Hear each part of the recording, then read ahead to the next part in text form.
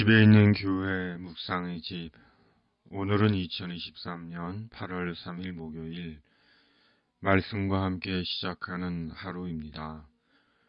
오늘도 말씀 가운데 주님의 은혜가 우리와 함께 하시길 빕니다. 말씀이 우리와 함께, 우리가 말씀과 함께.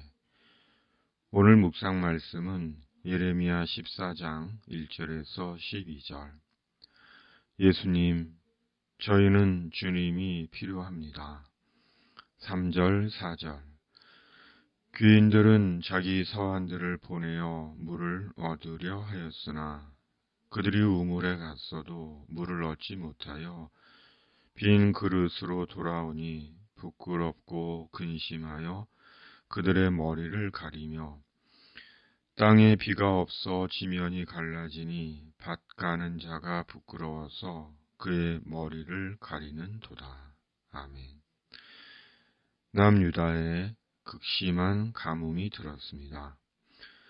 사람도 짐승들도 먹을 물이 없습니다. 귀족들도 종들도 농부들도 물을 구하지 못합니다. 물이 없으니 풀도 자라지 못하고 농사도 짓지 못하고 암사슴들도 들나귀들도 먹을 풀이 없습니다. 바벨론이 아니라 가뭄으로 남유다가 망할 지경입니다.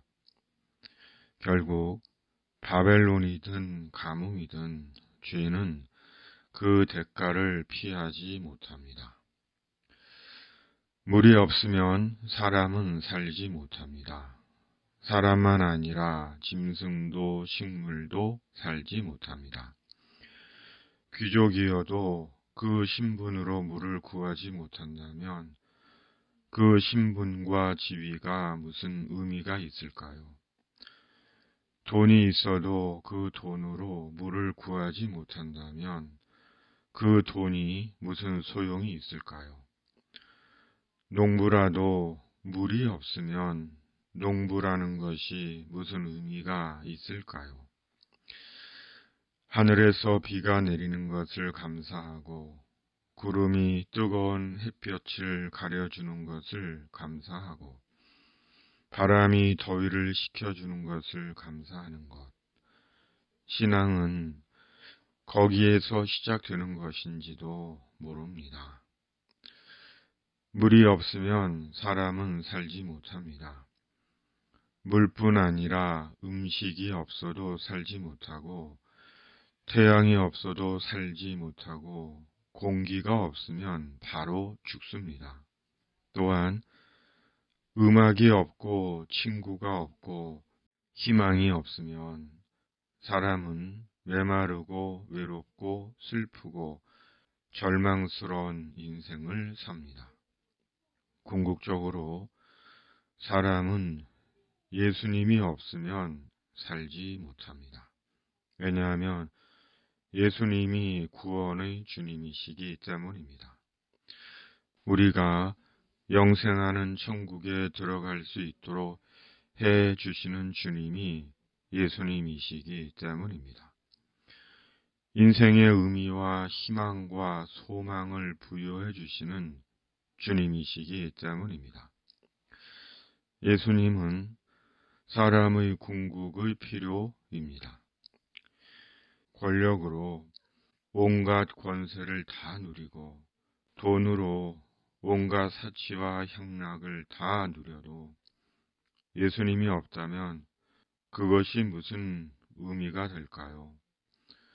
예수 그리스도 없이 인생 끝나는 날 영원한 지옥에 떨어진다면 생명처럼 여기던 돈, 권세, 향락, 명성, 인기 그 모든 것들이 무슨 의미가 있을까요? 또한 세상에서 받은 평가와는 전혀 다르게 주님 앞에서 주님께 부정당한다면 그 얼마나 수치스럽고 당혹스러운 일일까요? 그것이야말로 처참한 비극이 아닐까요? 그러므로 보이는 것에 스스로 속지 말고 유명에 스스로 속지 마십시오. 보이는 헛된 것에 속지 말고 그리스도의 이름으로 베풀고 나누는 주님이 아시는 그리스도인이 됩시다. 우리의 인생이 생각보다 그리 많이 남아있지 않습니다. 우리에게 필요한 것은 예수 그리스도이십니다. 나에게 필요한 것은 예수님이시고 당신에게 필요한 것은 예수님이십니다. 그러므로 세상을 사는 우리에게 여러 가지 필요한 것들이 많지만 우리에게 진짜 필요한 것은 우리 구원의 주님이시며 우리 인생을 돌보아 주시는 예수 그리스도이심을 잊지 말고 매일 예수님을 구하는 자가 되어야 하는 것입니다. 극단의 가뭄에 예레미야가 하나님께 탄원의 간구를 합니다. 예레미야는 남유다의 실상을 하나님께 그대로 토로합니다. 남유다의 죄악이 남유다를 증언하고 남유다의 타락함이 많고 어그러진 길을 사랑하여 하나님께 범죄했노라고 남유다의 죄와 실상을 진술합니다. 7절 여호와여 우리의 죄악이 우리에게 대하여 증언할지라도 주는 주의 이름을 위하여 일하소서. 우리의 타락함이 많으니이다. 우리가 주께 범죄하였나이다. 그럼에도 하나님은 이스라엘의 소망이시고 구원이시라고 하나님의 자비를 구합니다. 이스라엘을 위하여 일해 달라고 간구합니다.